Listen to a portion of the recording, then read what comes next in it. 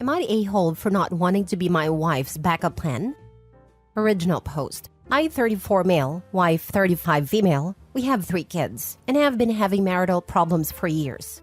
It reached a boiling point end of 2021 and we separated but got back together in 2022. Part of the condition of getting back together was that we attend therapy every 2 weeks for an entire year. We only ended up doing therapy for about 3 to 4 months, and my wife said she wasn't getting anything out of it. I didn't see the point in going so often.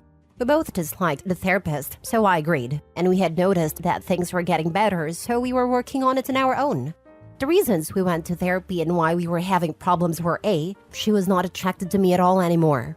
B, she didn't want me touching her. She felt repulsed by my touch. I didn't want hugs/kisses/cuddling or any type of affection. C, she wants to explore her sexuality with other people, men or women. We've been together since our early teens and have only been with each other. D, she wanted to be alone. She had this feeling that she would be happier by herself. Things were getting better until a few days ago. I found an old confession she had written out from 18 years ago when a mutual friend kissed her. That was supposed to have been the entire story, but it details how much she liked the attention, and she actually pulled him into another room and kissed him. It didn't go any further than that, but I was still reeling. I asked her about it, and she said it was so long that she didn't really remember, but we're married and she's been faithful for the entire time, and we have a life together. I said okay, and it would take me a little bit to get over it, but our marriage wasn't in jeopardy and I just needed some time to adjust. Friday night, she told me a mutual guy friend who she was talking to has some issues, said they weren't going to be talking anymore. She was using my wife as an emotional support crutch, and his therapist suggested he stop leaning on her so much.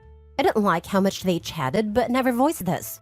I asked her if there was more to this, and she confessed that he's been saying I love you for a while, and on Monday made a joke about how he liked her behind. All she said was, "Dude, come on," and he apologized. But I was upset that she didn't shut that down or draw a boundary.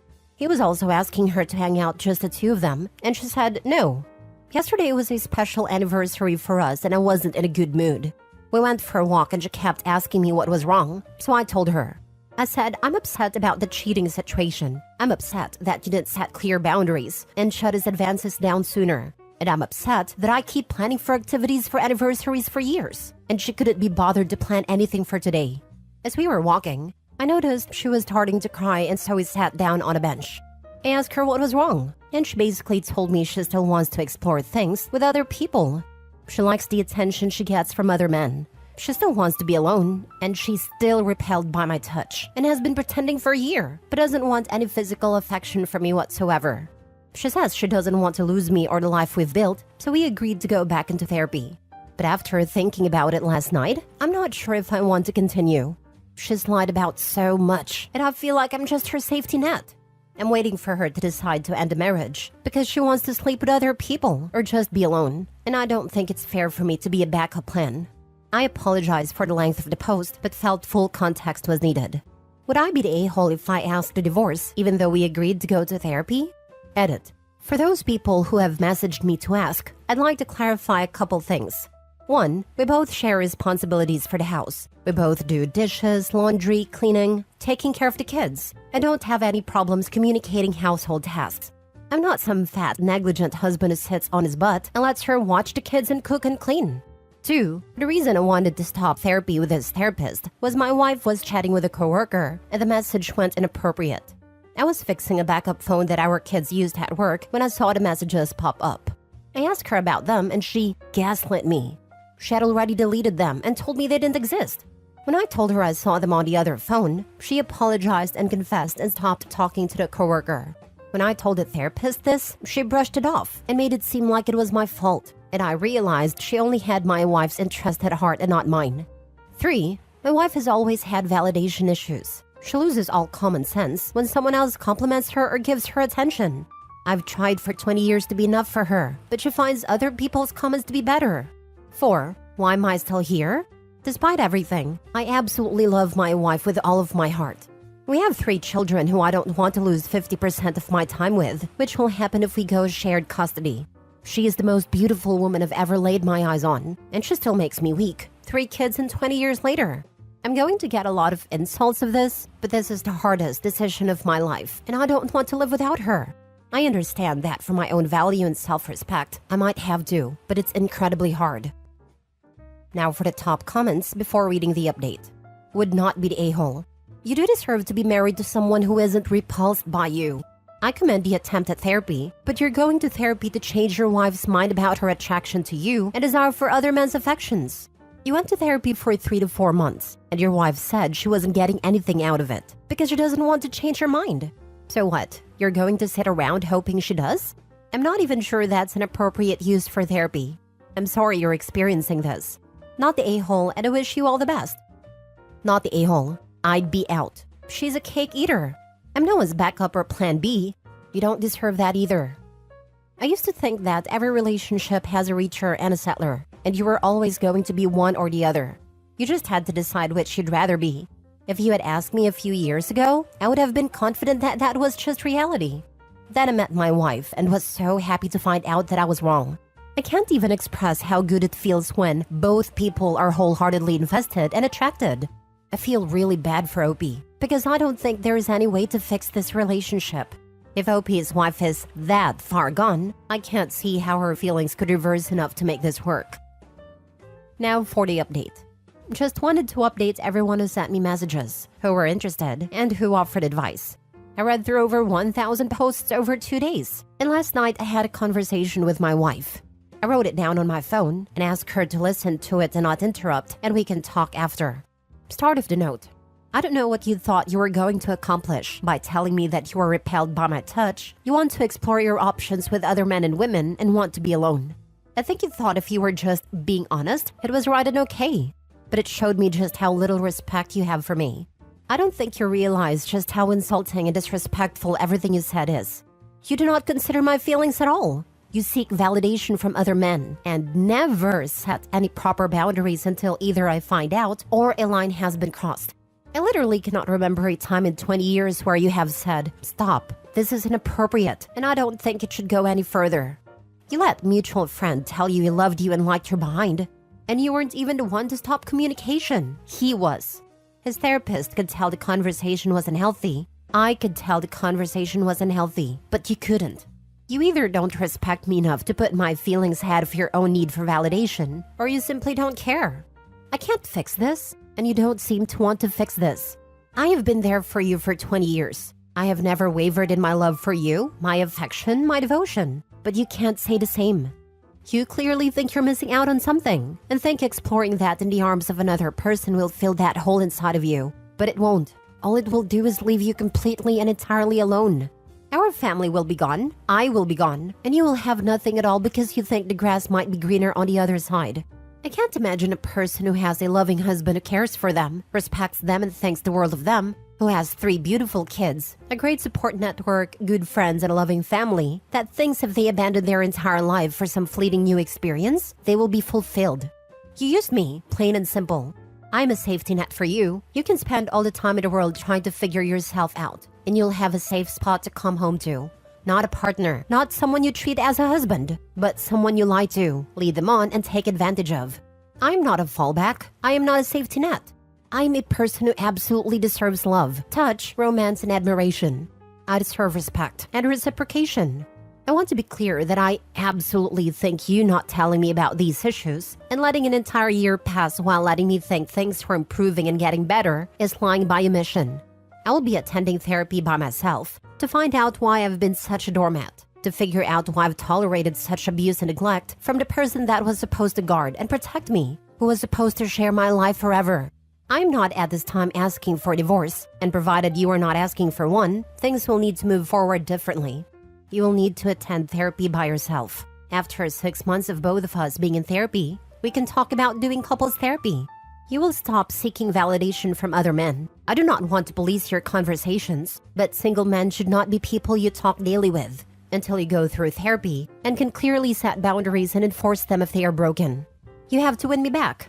You will have to woo me and get me to fall in love with you again. I expect romance and dates in our daily lives. The fact that I can't be romantic with you because you decided you didn't like it, but also decided that because you don't like romance, that I don't deserve it, is very selfish. I will not, under any circumstances, accept an open marriage. I don't ever want to hear of it again. I am not okay with you being with men or women other than myself. Asking for monogamy shouldn't be that big of an ask. And if that truly is a deal breaker for you, I understand. And we can divorce and you can pursue other people.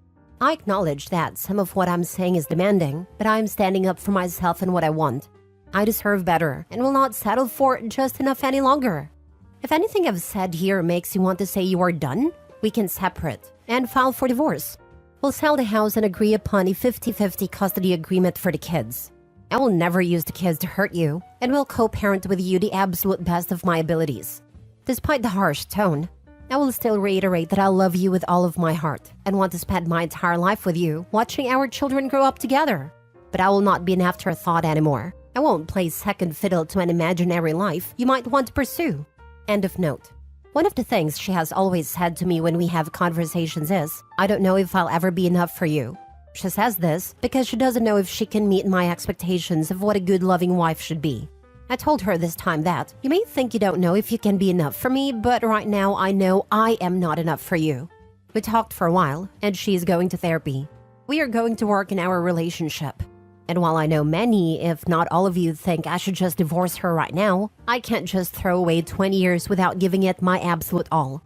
I don't know if this will work out or not, but I thank each and every one of you for helping me find the strength to stand up for myself. It might not be the ending you wanted to see, but I am hopeful. Mate, I wish you all the best, but I would have divorce papers drawn up and ready to hand over at her at the drop of a hat. This dude is just too close to see it.